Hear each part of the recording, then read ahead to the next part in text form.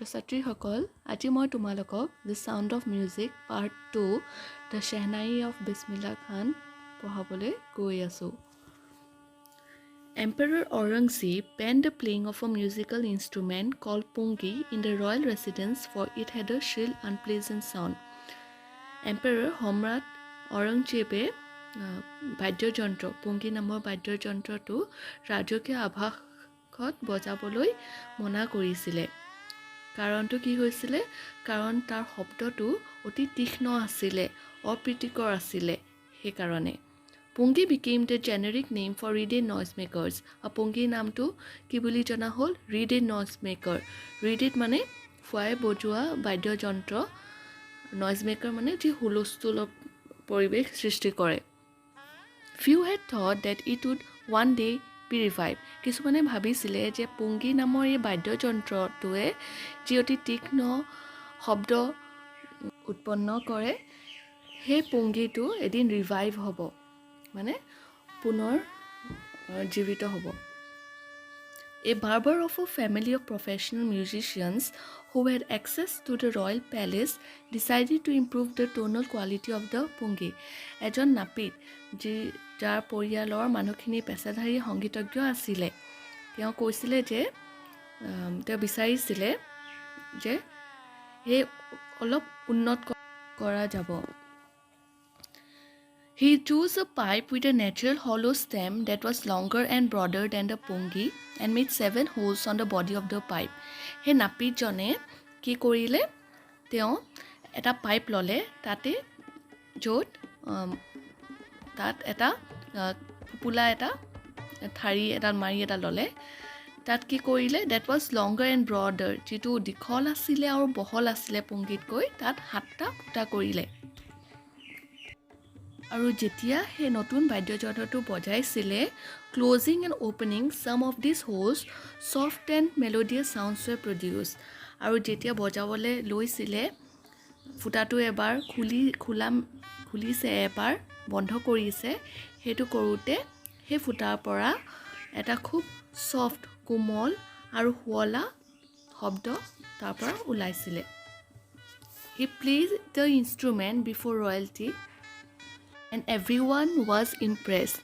তেওঁ যেতিয়া সেই নাপিতজনে যেতিয়া সেই শব্দটো, নতুন বাদ্যযন্ত্ৰৰ যি শুৱলা শব্দটো ৰাজপথত বজাইছিলে, তেতিয়া সকলোবোৰ প্ৰভাৱিত হৈছিলে। The instrument so different from the pungi had to be given a new name. যিহেতু এই বাদ্যযন্ত্ৰটো পুংগীতকৈ বেলেগ আছিলে শব্দটোৰ, সেইকাৰণে তাৰ এটা নতুন নাম দিয়া হ'ল। As the story goes, since it was first placed in the Shah chamber and was played by a nai barber, the instrument was called the shehnai. Shehnai নামটো এতিয়া কেনেকৈ পালে আমি গম পাইছোঁ যে যিহেতু এজন নাপিত এজনে যিহেতু প্ৰথমবাৰৰ কাৰণে সেইটো এজন ৰাজকীয় স্থানত সম্ৰাটৰ আগত বজাইছিলে, সেইকাৰণে তাৰ নামটো, বাদ্যযন্ত্ৰটোৰ নামটো shehnai হৈছিলে। The sound of the shehnai began to be considered auspicious, and for this reason it is still played in temples and is an indispensable component of any North Indian wedding. যেহেতু তাৰ shehnai যিটো শব্দ, যিটো শুৱলা শব্দটো, সেইটো কি বুলি ভবা হৈছিলে? মংগলময় বুলি ভবা হৈছিলে আৰু ইনডিস্পেন্সিবল কম্পনেণ্ট আছিলে। ইনডিস্পেন্সিবল কম্পনেণ্ট মানে অপৰিহাৰ্য এটা অংশ বুলি ধৰা হৈছিলে। ক'ত ধৰা হৈছিলে? নৰ্থ ইণ্ডিয়ান ৱেডিঙত, মানে উত্তৰ ভাৰতৰ যিবিলাক বিবাহ অনুষ্ঠানবিলাকত, সেইবিলাকত এটা ইনডিস্পেন্সিবল কম্পনেণ্ট বুলি ধৰা হৈছিলে। In the past, the shehnai was part of the naubut or traditional ensemble of 9 instruments found at royal courts. Pastত shehnaiটো part of the naubut, মানে 9টা বাদ্যযন্ত্ৰৰ যি ৰাজদৰবাৰত পৰিৱেশন কৰা হয়, পৰম্পৰাগতভাৱে shehnaiটো এটা পাৰ্ট আছিলে। Till recently, it was used only in temples and weddings. শেহতীয়াকৈ সেই shehnaiটো অকল মন্দিৰত আৰু weddings, বিবাহ ক্ষেত্ৰত ব্যৱহাৰ কৰা বজোৱা হৈছিলে। The credit for bringing the instrument onto the classical stage goes to Ustad Bismillah খান। তাৰ কৃতিত্বটো কাক দিয়া হৈছিলে? বিছমিল্লা খানে কি কৈছিলে? সেই শেহনাইটো শাস্ত্ৰীয় মঞ্চলৈ লৈ আনিছিলে আৰু তাৰ গোটেই কৃতিত্বটো তেওঁলৈ গৈছিলে As a 5-year-old, Bismillah played gilli danda near a pond in the ancient state of Damrao in Bihar. Bihaৰৰ এটা পুখুৰীৰ ওচৰতে তেওঁ গিলি দণ্ডা খেলিছিলে তেওঁ শৈশৱত 5 বছৰ বয়সত তেওঁ খেলিছিলে He would regularly go to the nearby Biharji temple to sing the Bhojpuri Chaitya, at the end of which he would earn a big laddu weighing 1.25 kg, a prize given by local Maharaja.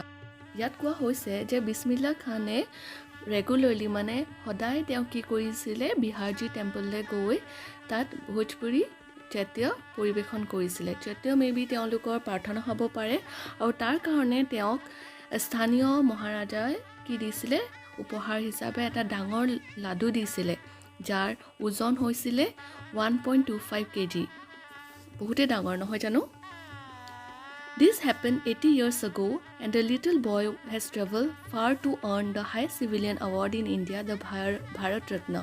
ইয়াত কোৱা হৈছে এটো আজিৰ পৰা 80 বছৰ আগৰ আৰু সেই ল'ৰাজনে civilian award Bharat Ratna পাবলৈ সক্ষম হৈছিলে. Born on 21 March 1916, Bismillah belongs to a well-known family of musicians from Bihar. তেওঁৰ পৰিয়ালৰ সকলো লোক কি আছিলে এজন এগৰাকী ডাঙৰ সংগীতজ্ঞ আছিলে বিহাৰৰ আছিলে আৰু তেওঁৰ জন্ম কেতিয়া হৈছিলে 21 মাৰ্চ 1916 চনত His grandfather Rasul Bakhsh Khan was a Shehnai Nawaz of the Bhojpur King's Court. তেওঁৰ ককা কোন আছিল Shehnai প্লেয়াৰ আছিল Shehnai Nawaz আছিলে যি ভোজপুৰ ৰাজদৰবাৰত তেওঁ পৰিবেশন কৰিছিলে মানে তেজতে তেওঁলোকৰ সংগীত আছিলে His father Paigambar Bakhsh and other paternal ancestors were also great Shehnai players. Paigambar Bakhsh আৰু paternal ancestor সকল পূৰ্বপুৰুষসকল সকলোবোৰ কোন আছিলে এজন বিখ্যাত Shehnai বাদক আছিলে আশা কৰো তোমালোকে বুজি পাইছা তাৰ পাছৰখিনি মই তোমালোকক পাছৰ এপিসোডত বুজাই দিম এতিয়ালৈ আহো ধন্যবাদ